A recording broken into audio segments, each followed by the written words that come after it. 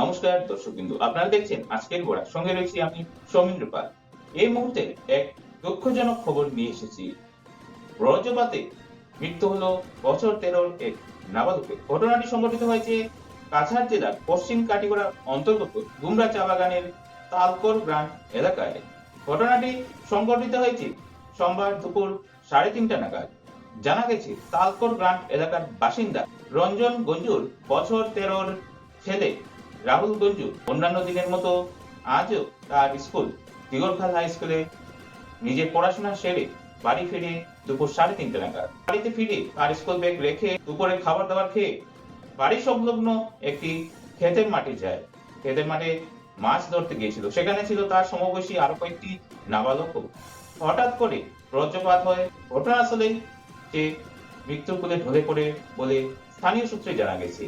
ওই ঘটনা প্রত্যক্ষ করে জয় কুমার খারিজা নামক এক ব্যক্তি এগিয়ে গেলে তিনিও অল্প বিস্তর আহত হয়েছেন বলে জানা গেছে।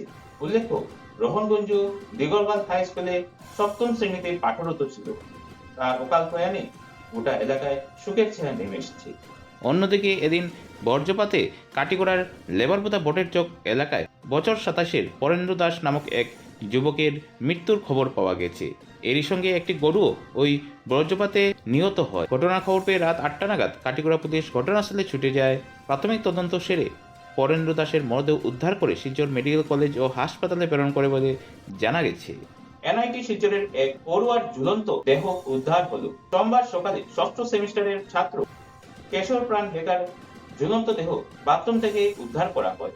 4 নম্বর গেস্ট হাউসের 1 নম্বর বাথরুমে ঝুলন্ত অবস্থায় পাওয়া যায় কামরূপ গ্রামীণ কমলপুরের যুবক তথা এনআইটির পড়ুয়া কেশর প্রাণ বেকারকে। ঘটনার খবর পেয়ে ঘটনাস্থলে ছুটে আসে ঘুঙ্গুর পুলিশ। তারা দেহটি উদ্ধার করে মেডিকেলে নিয়ে আসার পর চিকিৎসক মৃত বলে ঘোষণা করেন। এরপর পুলিশ আইনি প্রক্রিয়া শেষ করে ময়নাতদন্তের জন্য লাশ কাটা ঘরে পাঠিয়ে দেয়। জানা যায়, বেকার মা বাবা এনআইটিতেই রয়েছেন। পুলিশ ঘটনার তদন্ত শুরু করেছে। আপনারা দেখছেন আজকের Barak, a house of Adrija digital media.